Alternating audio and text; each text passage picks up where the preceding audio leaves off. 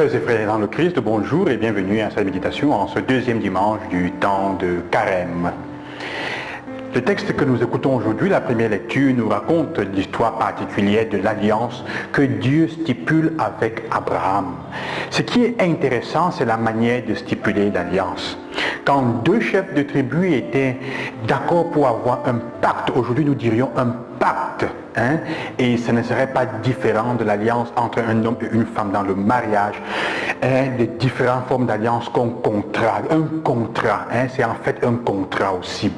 Alors qu'est-ce qu'ils devaient faire? Ils font exactement ce que Abraham fait dans la Bible, dans le texte d'aujourd'hui. Il prend des animaux, il les divise, il les étale sur un bûcher qu'ils vont brûler après. Mais avant de le brûler, les deux contendants, les deux stipulateurs doivent passer au milieu des animaux en marchant dans le sang de l'animal. C'est ça la chose importante. Ils n'utilisent pas leur sang, mais en marchant dans le sang de l'animal, c'est comme s'ils partagent le même sang. Il y a désormais un lien, disons, comme de sang fort entre les deux. Aujourd'hui, Dieu fait la même chose avec Abraham, mais ce que je voudrais noter aujourd'hui, c'est ça qui est intéressant, c'est que Dieu est le plus fort en fait, et il ne demande pas à Abraham de passer au milieu. Quand l'alliance est bonne, quand le contrat est vrai entre deux personnes, le plus fort prend sur lui la partie la plus exigeante des termes du contrat. C'est pour ça que quand vous trouvez aujourd'hui à voir des gens qui font des pactes, on vous propose des pactes et des alliances où vous avez quelque chose à payer, vous avez quelque chose à dépenser alors que vous êtes le plus faible, c'est diabolique. Donc une alliance, un pacte est vrai quand ceux qui sont en train de le stipuler se trouvent au moins au niveau de l'égalité et assument donc d'égale manière les responsabilités. Le mariage est dans cela. En fait, ce qu'il y a entre Dieu et Abraham peut être considéré en effet comme une forme de stipulation de ce genre.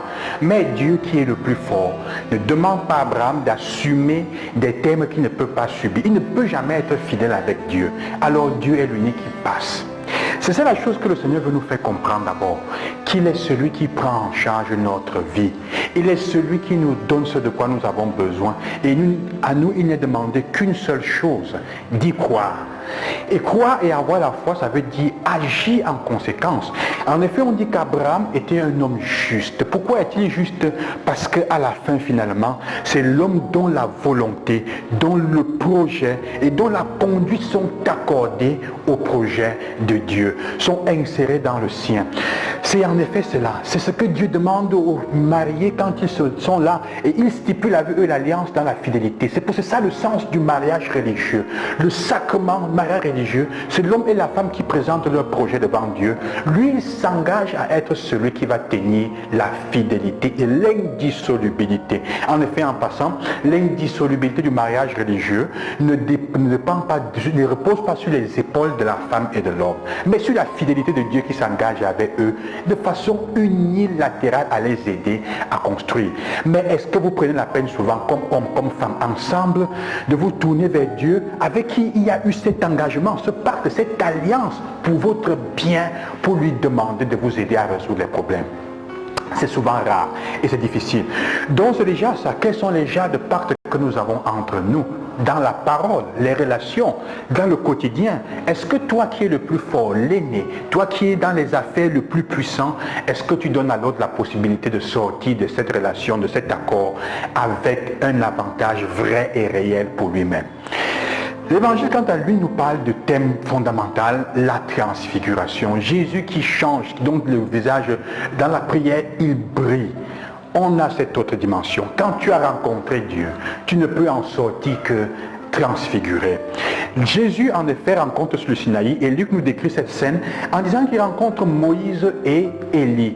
Les deux seuls personnages de la Bible, en fait, qui ont eu une révélation exceptionnelle de Dieu. Moïse sur le Sinaï, 40 jours sur le Sinaï avec Dieu, et son visage était lumineux quand il redescend.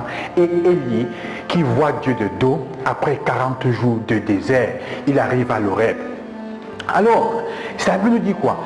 Bon, qu'est-ce que cela veut dire pour nous? Cela veut dire, frères et sœurs, que nous sommes appelés à être des hommes et des femmes de transfiguration. Et tu ne peux être transfiguré que si tu rencontres Dieu. Mais l'autre chose, c'est quoi? C'est qu'on voit Jésus comme un homme simple, mais il révèle une dynamique, une dimension de lui-même divine, qu'on n'imaginait pas. Personne n'est seulement ce que nous voyons. Les gens parfois que tu vois en route qui sont petits, que tu peux dénigrer, tu ne sais pas ce qu'ils font dans le secret de leur cœur, de leur maison, comment ils aident des personnes. Il y a des gens qui aident des personnes d'une manière exceptionnelle au point où ils sont pauvres. Je me souviens de cette maman dont on parlait à la télévision une fois, qui nourrissait des enfants avec du coquille qu'elle avait trouvé, mais en fait, ce n'était pas des enfants, c'était des enfants qu'elle avait recueillis. Pauvres, presque avec rien, mais le cœur de quelqu'un qui donne. Tu ne sais jamais l'autre, toi-même, tu n'es pas seulement ce qu'on veut te faire voir. Demandons au Seigneur le temps de carême, 40 jours. Au bout de 40 jours, c'est le temps pour montrer la transfiguration, pour révéler le visage et la partie lumineuse de nous-mêmes, pour révéler les atouts que nous avons.